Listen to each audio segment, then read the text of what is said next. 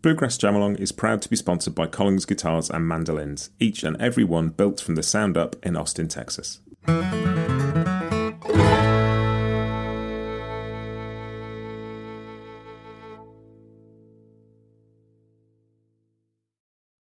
Whatever I do after this is going to be gravy in a way, just because I think the point of so much of my life is to not only to, just try to innovate or make some music that might not have been possible before, but to really share the joy and bring other people along, because I had some really great mentors, in my life, and they kind of set the bar. Hey, this is Matt, and you're listening to Bluegrass Jamalong, the podcast for anyone and everyone who loves bluegrass.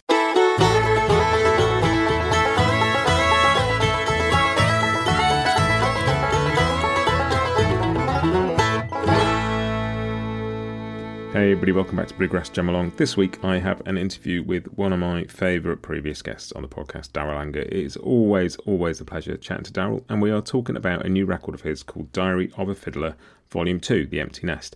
And it's a follow-up from Diary of a Fiddler, which came out in 1999 and was a sort of groundbreaking series of duets, Darol with people like Stuart Duncan, Natalie McMaster, Matt Glazer's on there, Bruce Molsky, Richard Green, Vassar Clements. I mean, it's a great record. And this is a follow-up and contains a bunch of people that Darol has worked with, taught, mentored, sort of the next generation of fiddlers, really, including people like Brittany Haas, Casey Dreesen, Bronwyn Keith Hines, Alex Hargraves, Avery Merritt. There's Kim Beludica's on there, loads of great people. And it's a fascinating project. It's Darol talks about how this version of it kicked off, kind of driven a little bit by the pandemic, but also by his move to Nashville a few years ago, and kind of just getting to work with a lot of these people through his 10 years at Berklee College of Music. It's a fascinating conversation. There's a lot in there about kind of the development of fiddle styles, fiddle teaching, kind of where the world was in terms of fiddle styles at the end of the 20th century, and kind of how we've come on in the last 25 years, particularly driven by things like fiddle camps and the importance of those.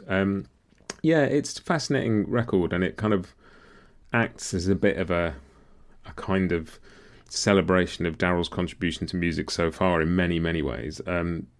Do go and check the record out. It's really cool, but yeah, I just really enjoyed this chat with Darol. It is, and I think anything, if I had an hour to talk to Darol about anything, I would come away from it having learned something and with a smile on my face. But this particular one was really fun. Usual stuff applies. If you need anything Bluegrass Jamalong related, it is at bluegrassjamalong.com, or come and find me on my social channels. If you would like to subscribe to the podcast and help support it, you can do that on Apple Podcasts for just 99 cents a month, or there's a link in the show notes if you want to go to somewhere like Buy Me a Coffee and donate a small amount that way as well.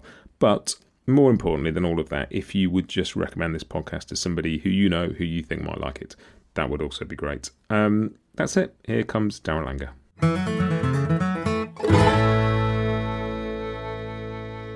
Darol Anger, welcome back to Bluegrass Jamalong. It is great to see you. Oh, it is wonderful to be here, Matt, and getting to see you at the big IBMA conference in Chattanooga was an extra bonus. That was fantastic. Yeah, I do so many of these kind of remotely. It's always a pleasure to get to actually run into somebody and talk face to face. Yeah, you're so much taller than you are on this little screen in real life. And we're going to talk about your new record, Diary of a Fiddler, Volume 2, the sequel. And it's an interesting, I was sort of, listening and reading and wondering where to start with this one. And it's fascinating because with so many projects, you kind of do the next record, and then you look back and see where they fit and everything. But this feels very different. This feels like you knew exactly where it fit as you started it. And it felt like this record consolidated some things and celebrated some things, and you knew exactly what place it took in your kind of catalogue from the beginning, if that makes sense. That's very true, man. Yeah, this was definitely, a purposeful project. I think that the original idea was actually given to me by Brittany Haas, who helped me produce the record and appears on the record. One of my most, I guess, So there's this kind of weird aggrandizement feeling of like, oh, well, these are all my former students on the record. They're mine. They're my students, well, they're their own. They're adults. Most all of them, are, grown. They can vote and do all that stuff. Drink. So I've had varying degrees of interaction with all the people on this new record, but the idea with it was sort of a valedictory, kind of a completion of a process that began in really 1998. Is kind of wonderful and certainly gave the project a focus that maybe some other projects might not have had. Yeah, and so, we're talking back to Volume 1 of Diary of a Fiddler, which came out, I think, in 1999. And that very much it felt like that came out at a point where the fiddle world was going through a bit of a transformation. That is true. Yeah. The igniting thing that sort of changed everything was these fiddle camps. Previous to that, music camps, but for fiddle players, right? And there's been music camps forever, mostly around classical music. In fact, they're permanent facilities. I think there's one in Michigan that everybody talks about, Interlaken actually, and of course camps all over the world really. There's Switzerland's famous for having classical music camps, but the idea of having these for fiddle players and having them for not only just one style of fiddling but for every style of fiddling, where fiddle players from all over the world in every style could actually get together, meet each other, both instructors and students. And really, you'd had this situation where the line between instructor and student was pretty fuzzy. The only real the only real thing that would separate a lot of the instructors from the students was who was getting paid. But it was a wonderful thing, and so in America, like the first people to start doing this stuff were J. Unger with the famous Ashokan camps at Ashokan Reservoir in New York, and that's where the Ashokan Farewell waltz came from, which was used in the Civil War documentary. And just a year later, a fellow named Alistair Fraser, a great Scottish Celtic music popularizer, started his camps, which were based around Celtic music, but he'd always have another fiddle player who was maybe Scandinavian or old time. Bruce Malsky famously taught at many of Alistair's camps and really kind of ignited that huge explosion of interest in Appalachian fiddling. But just right on the heels of that was Mark O'Connor's fiddle camps, which were a big deal because Mark is always a big deal in the world of fiddling, and he'll be the first to tell you. But these camps were brilliant in the sense that Mark did manage to get, like, he would have 25 instructors. It's almost like a 1 to 3 ratio of instructors to students, and from every style. And so we'd all be together, teaching all these different styles. And that was a fantastic moment because, people were together for a whole week and really kind of got into playing with each other and jamming and just really sharing these, the details of each other's way of approaching fiddling. And I just felt like it was the beginning of a new era of fiddling, in which there was just this feeling of community that was expanded internationally and across just about any style of fiddling, whether it was all the different flavors of jazz, swing, Texas fiddling, Appalachian, of course, and bluegrass, all the different flavors of bluegrass. plus Canadian styles and some Scandinavian as well. So plus the Celtic. So this was people bonded through these camps, and not only the students but the instructors, and so that first Diary of Fiddler recording version, where I made a whole bunch of duet recordings with other fiddle players from all over the world, people like Martin Hayes, Alistair Fraser, of course, Richard Green, my old mentor, Vassar Clements, Susie Thompson, great Cajun style fiddle player, and Natalie McMaster, all these folks, Stuart Duncan, of course. This was a kind of a celebration of that kind of coalescence. That is a word. Is that a word? Coalescence. Yeah. I think everybody could at least tell what it is. Of this community that has really just built, solidified, and has grown in every way. It's grown tighter. It's grown larger. So that's pretty cool. And of course, when you have that kind of thing, you have people, young people of every age coming to these camps. You have these folks that want to do it, and they're young and they're talented. They've got incredible talent, and they wind up studying seriously, I was I went to the East Coast, and I taught at the Berklee College of Music in the string department. Berklee, of course, is famous for being a jazz school, and it's also an international school. But it does have quite a respectable and formidable string department. People like Miriam Rabson, Rob Thomas, of course, Matt Glazer, who pretty much built the department. Although he didn't begin it. Just these incredible other players who came in, and I just popped in the middle of that and was kind of swept along in this program in which I was helping people figure out how to improvise in various styles.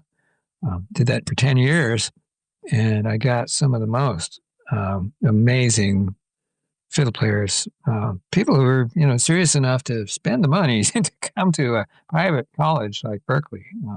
Berklee does have a scholarship department, but not everybody gets scholarship, and it's not cheap. But people are so committed, and so you get the cream too. When you're teaching at a college like that, you get people that are just so advanced already. They come in and they're already doing incredible things.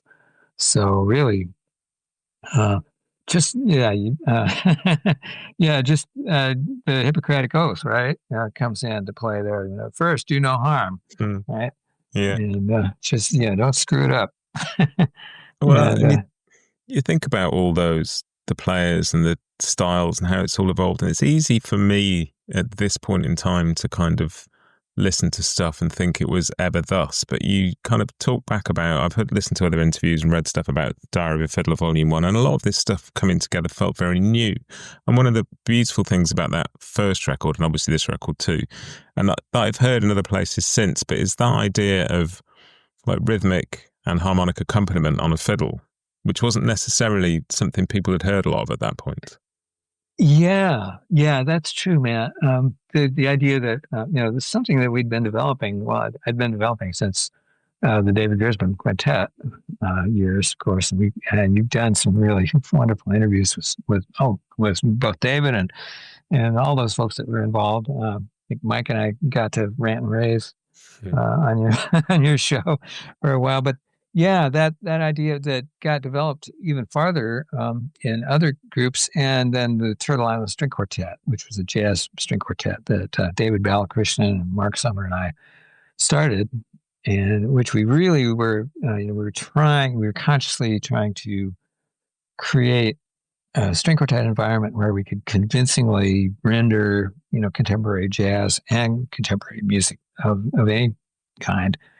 In the string quartet format. And so that we did a lot of development, just for rhythms, things like that. Of course, there's this famous thing called the chop, which is a percussive technique, which has spread all over the world.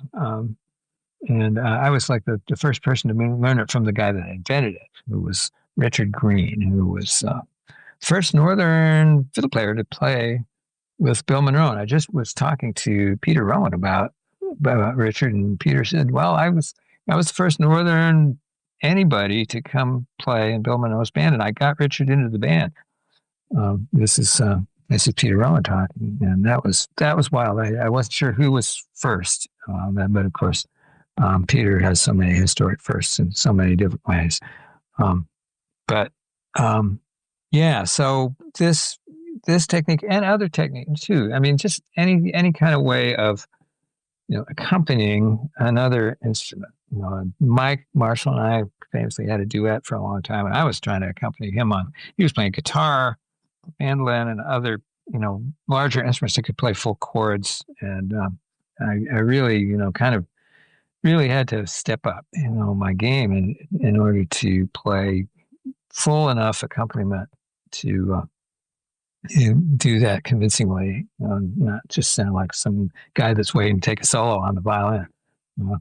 And so I think that all kind of went in the hopper for that first record, and it did kind of open up things. I mostly played an accompaniment role. I had not only the normal violin, but I had something called the baritone violin, which was tuned an octave low, which was kind of inspired by something instrument that the Barkus Berry Company invented and was used a lot by Jean-Luc Ponty, and then Vassar Clements had one, and I said, I must have that. That's great. I'm too small to play the cello, and it's not really built for human beings anyway. So maybe I can use this low-tuned instrument to be a little bit more low and get under people to help that. So a lot of that record, the first record, that uses the baritone violin too, and that helped too. And I am just more comfortable. When I was I started with classical violin, even though I was into the Beatles. I mean, of that demographic. Of course, for those of you younger folks, the Beatles were a really popular pop group that happened in the mid '60s, and they had all the usual guitars, a lot of guitars. So I just thought that guitar was going to be the thing, but then I wound up playing the violin for a while, and for various reasons. But I always, when in high school, I was playing in the school orchestra, and I'd always get put back to the second violin, last chair, second violins, and you're never playing the melody in the second violins. You're always playing an accompaniment thing, and I was always also interested in guitar and chords on a guitar and how to make that work. So I'm generally, although I've managed to make my peace with the solo aspect of playing the violin, and I'm a kind of a stylist now. I'm usually more comfortable in kind of an accompaniment role. We'll be right back with you just after this. The long-awaited Hill Country series from Collings Guitars represents a new voice in their acoustic lineup.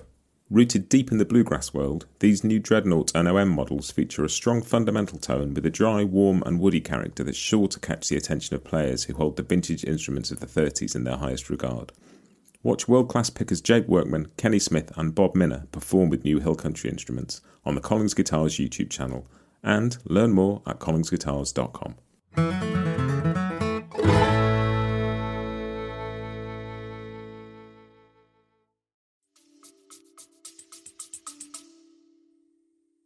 And it's really interesting that both records are largely duets and some slightly expanded versions of that, but both of them have an ensemble piece on, which kind of is a lot of fun. And it feels like the ensemble piece for this second record was what kind of kicked it off as a project, really.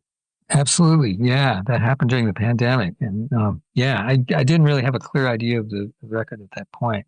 I just was trying to connect. Everybody was trapped in their house, and I was trying to connect with all my people.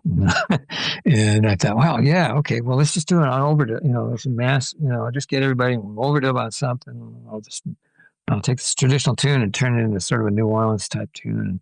And I'll just get whoever wants to do this. Everybody's, trapped in their house. People can learn If they've been putting off, how to, the gear and how to overdub in the bedroom, overdub on a thing. This is a way that they can do it, and kind of help. And so, yeah, I sent out this track for people to play on, but I thought, well, I could do a lot of people here. This could be a lot of fun if I just get everybody that I can, everybody I know. And of course, everybody who's on that pretty much knows everybody else who's on it. There's 25 fiddle players, including myself, on that track. And it happened over the course of about 2 years. We kept adding people. But the initial, the big bang was right during the pandemic. But I thought, well, once we get to about the 20th person on this, there's just going to be so many tracks and people hearing everything. There's not going to be any room. They're not going to feel like they have any room to do anything. Like, I can't, how many harmonies can you, there's only 12 notes in the scale. After the first 12 people, you've covered every note for a harmony. So I thought, well, the way to do this is just to have people just overdub to me. Nobody hears anybody else but me. And that became the secret, the secret sauce that just kind of made it this incredible party.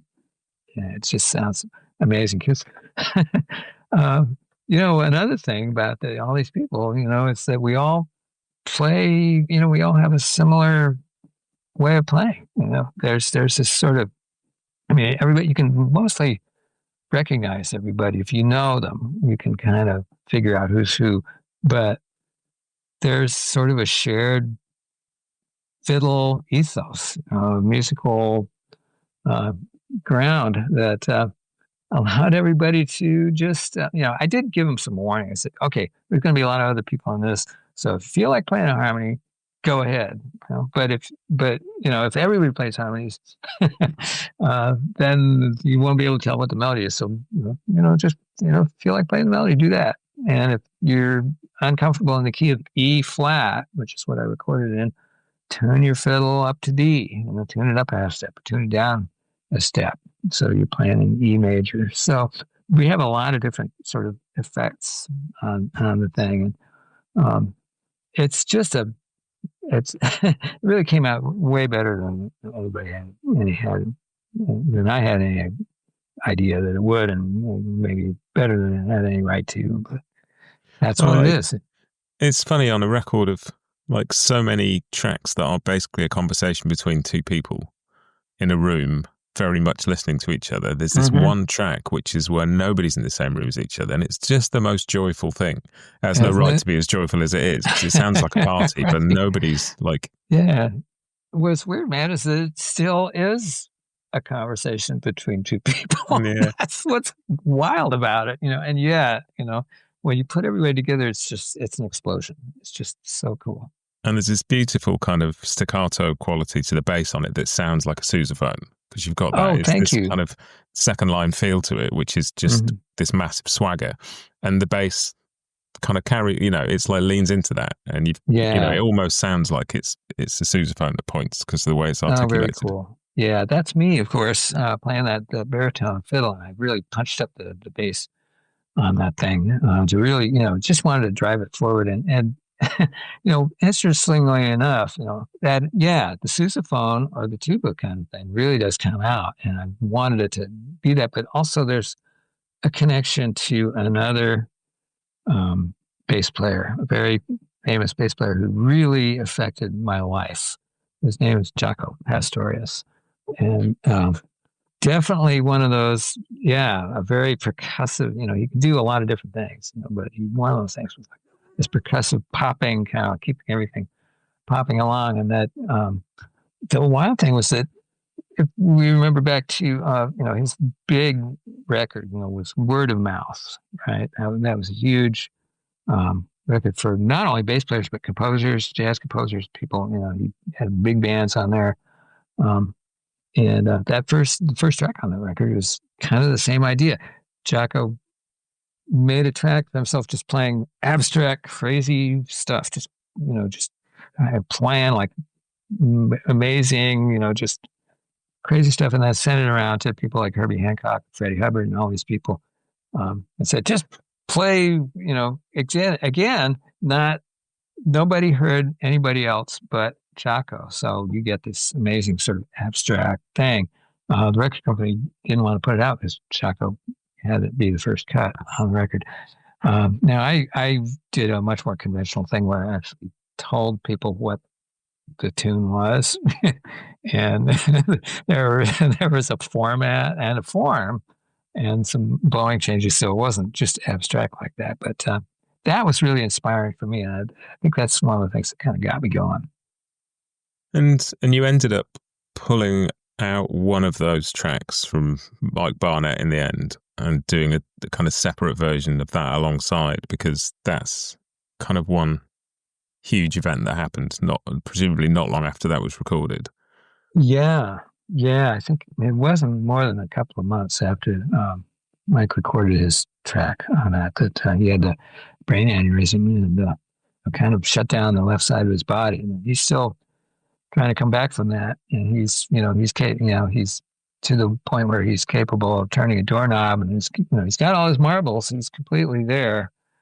He's as of course it's incredibly frustrating for him because he's so damn smart and probably one of the greatest fiddle players ever. He was really moving toward that. The kind of a polymath. He could play. He was working on Appalachian styles, and he'd already mastered jazz stuff and great bluegrass part. He was playing with Mickey Skaggs, and just it's just one of the most freakish. He was young, in great health, and then this blood vessel burst in his brain, and he's finding ways to function musically, and I'm hoping that I'm hoping that he can actually do some producing. I might have a project that I might ask him to produce myself, actually, and because he's such a knowledgeable cat, and but that is it's kind of just if that was the last thing that he recorded, I wanted it to be a document because it's so beautiful, again, like everyone on that track, on the track itself, it felt like everybody was kind of feeling like a little bit of a liberation feeling that, oh God, I can play some stuff. I'm trapped in my house, but at least I can do an overdub, and so there's that joy, and you hear that, and Mike was playing on that. It's just so gorgeous. So I just, I just made a separate track of him just playing on. There's like what we call the blowing changes, right? Where there's a whole section of it that is just a sort of a very standard jazz progression, like a swing, New Orleans kind of swing progression. And Mike was he just flies over that. It's so beautiful. He's just, just stuff you just wish you could do. Anybody would wish they could do on fiddle, even if they didn't play fiddle. And it's, you gotta put that up. You can't hide that away. You have to put it in there. And apart from Liza Jane, the second volume, the new record, is all kind of original tunes of yours, isn't it? The sort of first volume mixed up a bit. There was, Banished Misfortune on there and various other bits. It was sort of a mixture of the two, but this is very much original material, isn't it? Yeah, it's except for that one Liza Jane thing, it's all originals, and part of that was that I just, I didn't want to pay royalties on this record to anybody, and that it was sort of the initial thing. But then I realized that while I've been writing, I'm not a prolific composer, but I have been writing for 45 years or something, and so I've got a little pile of compositions that are not, and they're not all the same. There's some different styles. I've done so many different things. With the Wyndham Hall stuff, the Wyndham Hall record, and the jazz thing with Turtle Island, and bluegrass material, and then of course David Grisman stuff. So it was kind of fun trying to match up these different compositions and different styles to the different players. And so that actually became a little bit of a challenge and a lot of fun. I also I depended on Brittany for a lot of that, trying to match people up with different things, different pieces that would show off their abilities. And I think there's only one piece that is on both records. I might be wrong about that, but Melt the Tea Kettle appears on both, doesn't it? In it does. Versions, yeah. Which is a nice link. Yeah, that's, there's a couple of links. That definitely was a beautiful link. And I was, Brittany Haas and I used to play that a lot. And I was thinking, oh, yeah, well, maybe we'll do it. Brittany didn't felt like it was kind of a little predictable for her. But, I also played it with, just some of the Celtic players. And of course, Jenna Winahan is one of the most excellent, beautiful, and very soulful Celtic musicians, and just her focus is so incredible. So I thought, okay, yeah, let's do it again. And after whatever 26 years, let's see how it sounds. And I played a different instrument on that. I played a normal fiddle, and so there's a little bit of a difference. And of course, Tina is just she's herself. She just sounds like herself, and it's such a and is capable of a lot of improvising, and so the improvisation section went on quite a bit longer than the original. The other link is Casey Dreesen. Yeah, young fella called Casey Dreesen on the first record.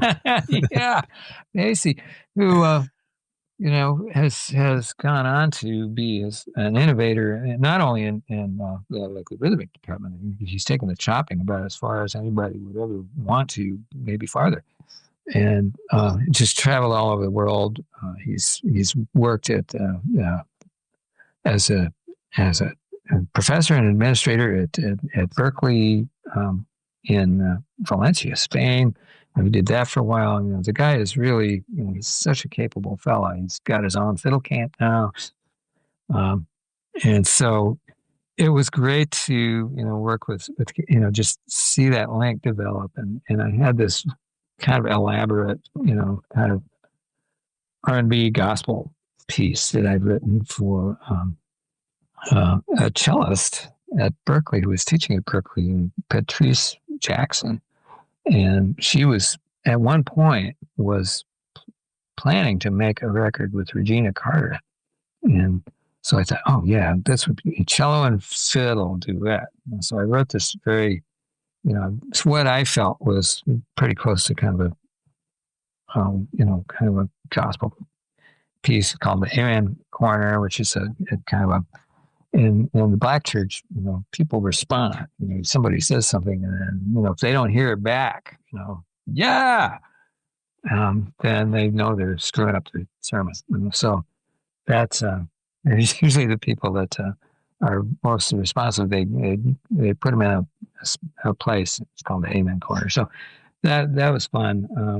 And then I thought, oh man, this is perfect for me and Casey. And I'll play the cello part with my baritone. And because the tempo is very slow, it's a little tricky. You have to really be able to groove with long spaces between the notes. And the spaces between the notes are usually the most important thing. And when they're long, it's challenging. So I knew that Casey would be the guy for that. And you talk in some of the notes you sent me along with the record about there being sort of three main drivers behind this sort of volume 2. And we've talked about two of them. We've talked about kind of your 10 years at Berklee, and we've talked about the pandemic, but you also kind of call out the move to Nashville that you made as being a key part in kind of how this community of fiddle players kind of affects your life as well. Yeah. 5 years ago, I decided to move to Nashville following a couple of just very difficult years. Part of that was the pandemic. Part of it was the death of my musical partner and life partner, Emmy Phelps. And so I just really felt like I needed to go somewhere else. And Nashville seemed like a good place because a lot of the a lot of the people I'd worked with in Boston had come through Boston for 10 years. At Berklee were ending up in Nashville. And so also people I'd known for 50 years or more, people like Tim O'Brien and Jerry Douglas, all these folks also live here, even though they're never here. Doesn't mean you're going to see them, living here, but at least, you could drive over there and like park in front of their house, write them a note, put it in the mailbox, drop it to their door. But it just felt like someplace that felt like home and had a real community of people going, and that hasn't changed. That's just developed more and more. That's been better and better. People really, the couch surfing scene is off the charts, and people are coming in and they're staying generally. It's a really beautiful community of all ages of musicians and all styles. And if there was ever the violin, the fiddle itself is sort of a humilitron. It's sort of like the Woody Allen had, the orgasmatron. You just get in there and you have your your thing, and then so Nashville is kind of like a humilitron for fiddle players. Anyway, it's just you can anywhere you go, there's going to be at least 3 guys in the room that can play fiddle technically better. They can outplay you, on anything. They're everywhere. It's just all over the place. And they're all fantastic musicians. So it's cool because you can learn a lot. And if you stay open and just, keep your hand on the instrument and ask the right questions. It's also, it's just, okay, well, I guess I would call myself a stylist. I've evolved a way of playing that. It's easy for people to recognize me, and that's good. I think it's kind of something you can't really help. It's just gonna come out, kind of like your adult teeth or something, and they're just gonna come out the way they come out. So that's cool. That's something I'll always have. But I think it's just great. It's a great learning environment, and it's a great situation for just getting to play music with people. It's funny, isn't it? That whole thing about, like, you're totally right that the natural you will surface at some point anyway. But it's funny how much people fight that sometimes and think, oh no, there's other way. I shouldn't sound like this. I should, they hide that, not even hide, but just get distracted from just letting themselves as a human being come out through their instrument. Yeah. It's you're always trying for like a little bit of higher technical, bar, trying to get just, being more reliable, just be technically better and not make a bunch of mistakes. And, your definition of mistakes evolved too. What constitutes a mistake? Did I just muff that note, or did I just play something that doesn't fit? With what is actually going on in the room. I think those kind of levels. Your definition of that kind of thing does evolve in a real, hopefully in a healthy way. But I realized early on that there was always going to be at least 2 or 3 people that were going to be better technician and able to play more different kinds of things than myself. And then having to come to terms with that early on, I think was ultimately healthy. There's the thing with that. I mean, any instrument, has these kind of challenges. Of course, the guitar is famously, it's a gunslinger kind of instrument because there's just so many guitar players and there's so many different ways to play a guitar, and the potential of being kind of being able to play a lot of stuff on guitar that's there. It's not the guitar. It's kind of easy at the beginning, and then it gets harder, and then it's easier, and then it gets harder again as you move up. With the violin, with these kind of fretless instruments, it's like the wild, a fretted instrument. And I might have mentioned this on a previous show, but it just keeps coming up to me. It just jumps up in my face and whacks me in the nose. That if you're playing a fretted instrument, it's sort of like civilization, right? Because you're with tuning the instrument, it's kind of like you're signing a contract. All these clauses, in the contract are like the frets. You can get the open string in tune, then you can be pretty sure that you're going to have, everything that you play up to neck, as long as you get the right fret, is going to be in tune. It's going to have a certain sound. That's just kind of built into the contract. But with these bowed instruments like the cello and the acoustic bass and the violin, it's kind of like there's no guarantees anywhere. It's like kind of like you have to like kind of kill your own food and then build a fire and cook it. It's like it's the wild. You're in the wilderness all the time. It's survival always. Which is it's kind of an attitude that I suppose that's good. Anyway, it's what it is, and the potential for really making a bad sound on the violin is astonishing. Yeah.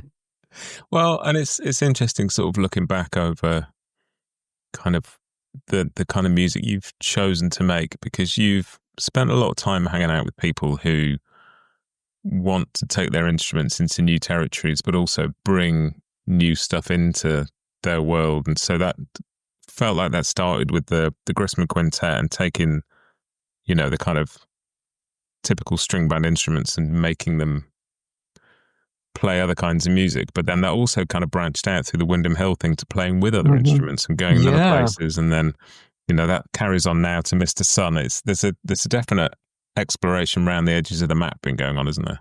Yeah.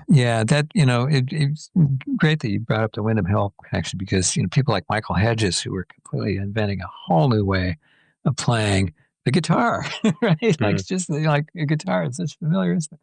But thing that Michael were doing, and then of course the guy who was playing with him, Michael Manring, who had studied with Jaco Pastorius and was playing that fretless, a whole different way of playing bass, kind of like lead guitar, fretless lead guitar.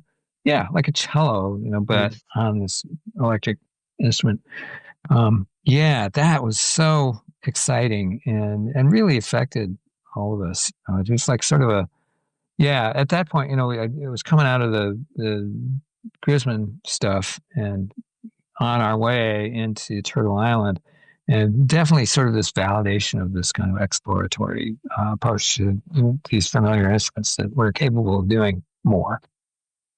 It's a really interesting one, because it's easy to see with like Baylor and the banjo, or maybe Mike and the mandolin, that there's just all this music these instruments haven't played before. So there's like an obvious, but violin's been around for much longer in kind of the form we know it, and the way it's taught, the way it's played, all those things were codified a long time ago. So it's a slightly different context with the violin. It's like, the violin, which is also a fiddle, which is also a violin, and there's that interesting, and I think it's easy for people to look back and see the kind of, the stuff that was happening with Grissman and the sort of subsequent stuff on Rounder in the 80s, and see the Windham Hill thing as a separate thing, but they were definitely kind of conjoined as a Venn diagram for quite a while, weren't they? Oh, I think so. Yeah. I mean, when you think about how Windham Hill started with like just a couple of guys playing fingerstyle steel string guitar, Alex Degrassi, who probably not that he, made these kind of like huge innovations like Michael Hedges did, but certainly like he's kind of like Bach of that steel string.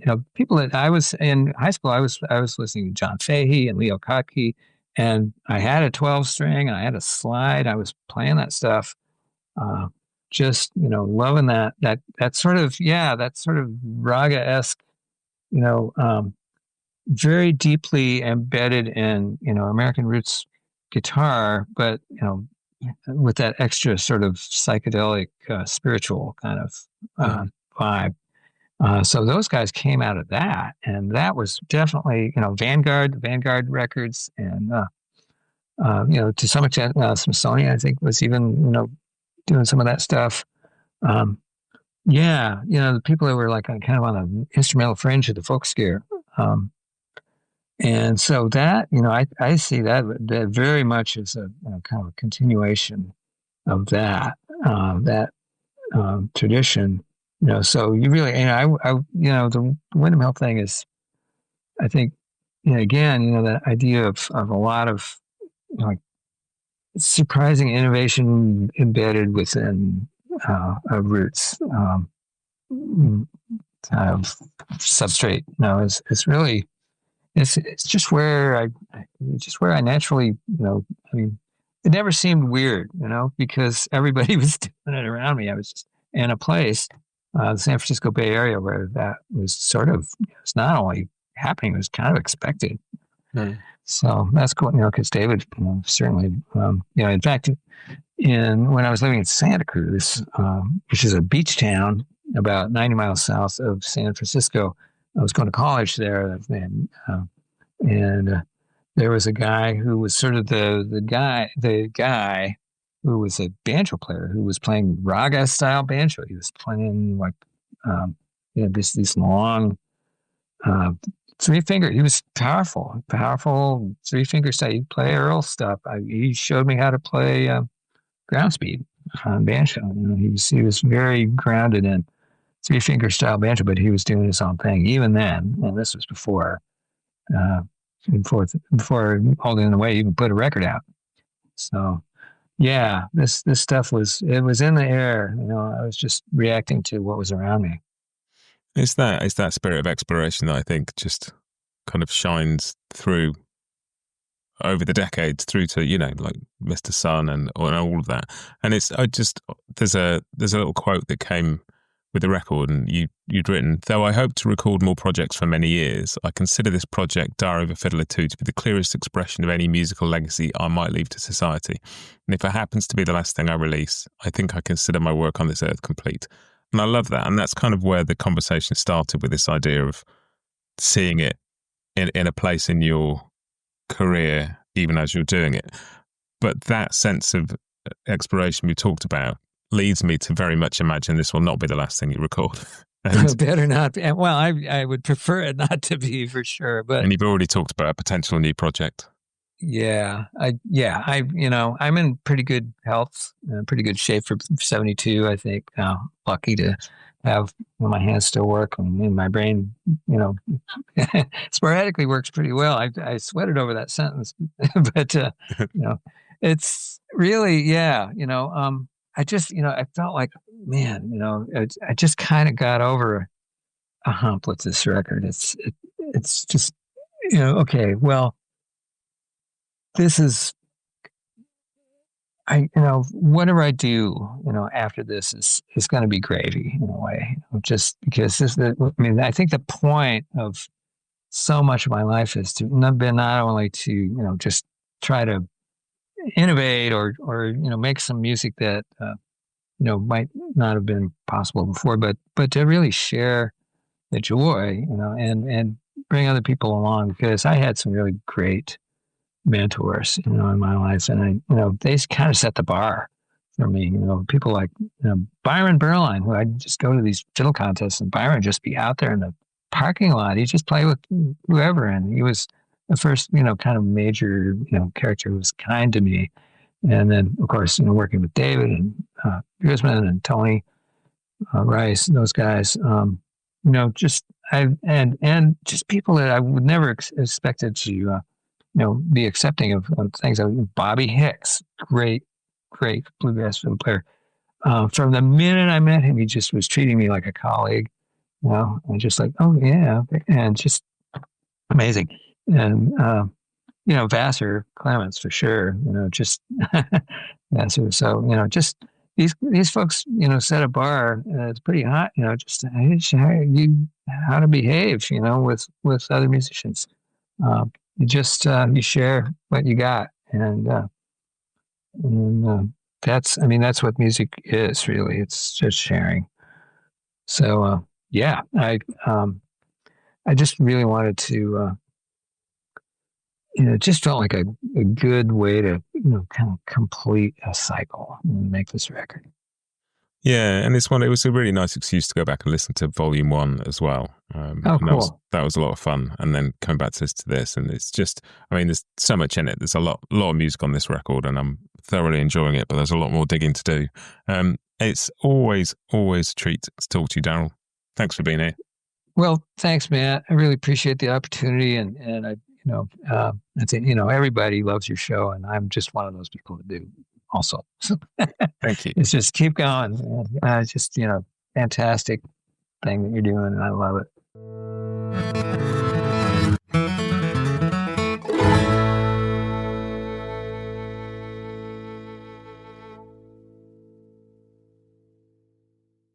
Bluegrass Jamalong is proud to be sponsored by Collins Guitars and Mandolins, each and every one built from the sound up in Austin, Texas.